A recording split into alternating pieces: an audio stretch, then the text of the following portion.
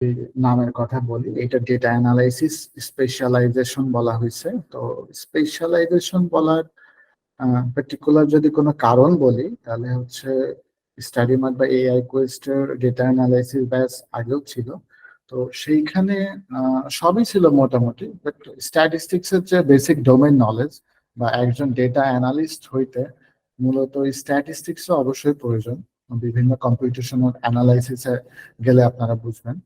তো সেইটা আসলে কাইন্ড অফ মিসিং ছিল।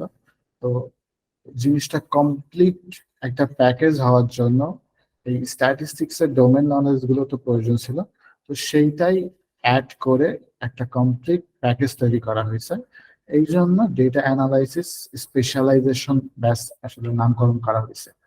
তো আশা করা যাচ্ছে এইটা মোটামুটি একটা কমপ্লিট প্যাকেজ ডেটা অ্যানালাইসিস বা বিআই অ্যানালিস্ট বা একজন জুনিয়র ডেটা সায়েন্টিস্ট হওয়ার জন্য একটা ভালো আপনার বেস তৈরি করবে। আচ্ছা, আর যদি অ্যাবাউট জব রেডি প্রোগ্রামের বিষয়ে যদি বলি, তো এইটার বিষয়ে যদি বলতে হয় তাহলে জব রেডি প্রোগ্রাম বলতে এইখানে আমরা বুঝিয়েছি যে আপনি এই কোর্সটা করেই যে জব পেয়ে যাবেন হয়তো এরকম না, কিন্তু জব পাওয়ার জন্য যে পরিপূর্ণ রেডি হবেন বা আপনার যে অবস্থা হওয়া উচিত সেইটা এইখানে তৈরি হওয়া, মানে তৈরি হবে যদি আপনি পরিপূর্ণ স্টেপ বাই স্টেপ আমার বা আমাদের যে গাইডলাইনটা তৈরি করা সেটা ফলো করে চলেন, তাহলে মোটামুটি একটা জব রেডি অ্যাপ্রোচ আপনি উপনীত হবেন, এই আই বিলিভ আর কি, বা আমরা বিশ্বাস করি। আজকে যদি হচ্ছে আমরা ডেটা অ্যানালাইসিস স্পেশালাইজেশন কোর্সের যদি কথা বলি, তো আজকের আলোচ্য বিষয়গুলো হচ্ছে এইগুলো যে আমরা ডেফিনেশন অফ ডেটা বলতে কি বুঝি সেটা দেখবো, তারপরে ইনফরমেশন বলতে কি বুঝি সেটা দেখবো, আর ডেটাবেস বলতে কি বুঝি সেটা বুঝবো, স্ট্যাটিস্টিক্স বলতে কি বুঝি সেটা বুঝবো, তারপরে ডেটা অ্যানালাইসিস বলতে কি বুঝি, ডেটা অ্যানালাইটিক্স বলতে কি বুঝি, এই দুটার পার্থক্য কি হতে পারে। তারপরে পার্টিকুলারলি যদি ক্যারিয়ার ওয়াইজ কথা বলতে চাই, তাহলে হচ্ছে যে who is a data analyst বা পার্টিকুলারলি হু ইজ এ বিআই অ্যানালিস্ট, এই দুইটার ভিতরে আবার পার্থক্য কি। তারপরে who is a data scientist কি, তারপর কোর্সের যে প্ল্যানিং সেটা, এবং সবার শেষে কিউ অ্যান্ড এ সেশন থাকবে, প্রশ্ন এবং উত্তর। আপনারা হয়তো এই বিষয় বা পুরো ক্যারিয়ারগত যদি কোনো কোশ্চেন থাকে সেগুলো প্রশ্ন করতে পারবেন। আমি আমার সাধ্য মতো বা আমার নলেজ অনুসারে আপনাদের উত্তর দেওয়ার চেষ্টা করবো একটা নির্দিষ্ট গাইডলাইনে নিয়ে যাওয়ার জন্য। সে দাঁড়ান, কয়েকজন জয়েন করতে যাচ্ছে অনেক। তো ডেফিনেশন অনুসারে ডেটা কি, যে data is a defined collection of organised unorganised facts concept আর instruction in a formalised manner. আচ্ছা, এখন যদি এইভাবে পড়ি তাহলে এইটা সংজ্ঞাতে এখানে দেয়াই আছে, কিন্তু মূলত কি ডেটা বলতে যে কোনো কিছু বা যে কোনো এন্টিটি যা হচ্ছে স্ট্রাকচারাল ওয়েতে অথবা আনস্ট্রাকচারাল ওয়েতে যেগুলো রেকর্ড হচ্ছে সেগুলো আমরা কি বলবো, সেইগুলোই আসলে একজন ডেটা অ্যানালিস্ট বা বিজনেস ইন্টেলিজেন্ট অ্যানালিস্ট হিসাবে আমরা কাজে লাগাবো আমাদের ডিসিশন মেকিং এর জন্য অথবা ইনসাইট জেনারেশনের জন্য।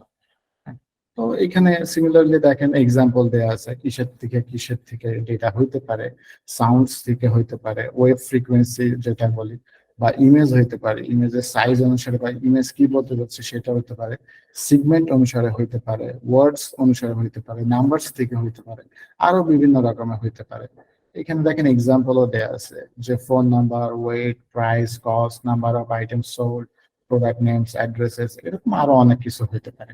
What is information? তো ডেফিনেশন ওয়াইজ নাই, কিছু একটা গদবাধা দিয়ে দেওয়া যায় তো চাইলে, কিন্তু আসলে সেটা দেখে তো আমাদের লাভ নাই। আমাদের আলটিমেটলি আসলে ইনফরমেশনটা কি সেটা বুঝতে হবে। তো এইখানে আমরা কিছু না একটাই চার্ট দেখতে পাচ্ছি।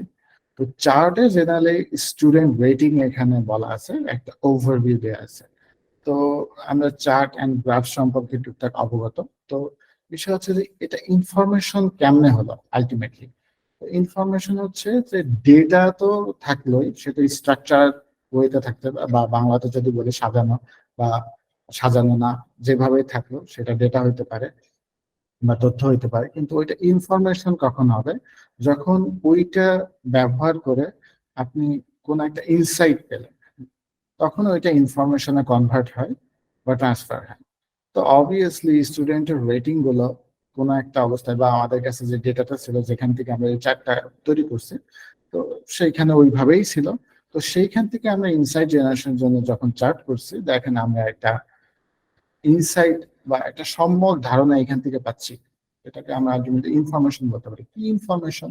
এইখানে তাকালে আমরা হয়তো দেখতে পাচ্ছি এখানে কালার কোডিং করা আছে, বা আমরা যেটা বলি লিজেন্ডস। যদি আমরা টুকটাক কেউ এক্সেল এর কাজটা জানি বা পাওয়ার বিআই কাজ জানি যে আমরা লিজেন্ডস থেকে বুঝতে পারি যে কোনটা কি বোঝাচ্ছে।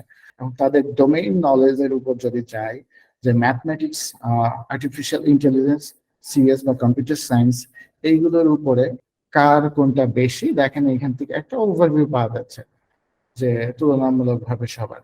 তো এইটাই কাইন্ড অফ বলা যেতে পারে যে একটা অ্যাপ্রোচ হতে পারে যে হোয়াট ইজ ইনফরমেশন। এটা প্লট করছি, সহজ ভাষায় বললাম প্লট করছি। তো প্লট করার পরে আমরা আসলে একটা ইনসাইট জেনারেট করলাম। তো সেটাই জেনারেলি ইনফরমেশন, যেটা আমরা কাজে লাগাই বা যেখান থেকে আমরা ডিসিশন মেকিং করি। এখান থেকে কি ডিসিশন মেকিং হতে পারে, যে হ্যাঁ আমি পার্টিকুলার কোনো একটা ইনস্ট্রাক্টরের কাছে কোনো একটা কোর্স এনরোল করব। তো আমি একটা সম্যক ধারণা পাইলাম, এখান থেকে আমি একটা তুলনামূলক ডিসিশন নিতে পারবো যে আমার কি কি লাগবে। আমার ম্যাথমেটিক্স এর ডোমেন নলেজ বেশি লাগবে, না আর্টিফিশিয়াল ইন্টেলিজেন্স, না সিএস। সেখান থেকে আমি এই চারটা ওভারভিউ তুলনা করে আমি একটা ডিসিশনে উপনীত হতে পারি চাইলে। এটা একটা ডিসিশন মেকিং প্রসেস হতে পারে, জাস্ট লাইক দ্যাট। যে আসলে ইনফরমেশনটা আমার কেমন স্ক্যাটার অবস্থায় অনেক ভয়াবহ অবস্থায় থাকতে পারে, ওটা থেকে ডিসিশন মেকিং করা একটু কষ্ট। সো ওইখান থেকে আমরা যখন ইনফরমেশন পাবো, হ্যাঁ ইনফরমেশনটা যেভাবে জেনারেট করবো, কিভাবে ইনফরমেশন জেনারেট করে সেটাও আমরা ফুল প্রসেস শিখবো বিস্তরভাবে। ওটার কথাই বলা হবে, বা ধাপে ধাপে বলা হবে। তো এইখান থেকে একটা ওভারভিউ পাওয়া যেতে পারে। বা আমরা আসলে এইটাই করি আর কি, যে আমাদের কাছে যে ডেটাগুলো থাকে সেখান থেকে কিভাবে আমরা ওইটা ইনফরমেশনে কনভার্ট করি।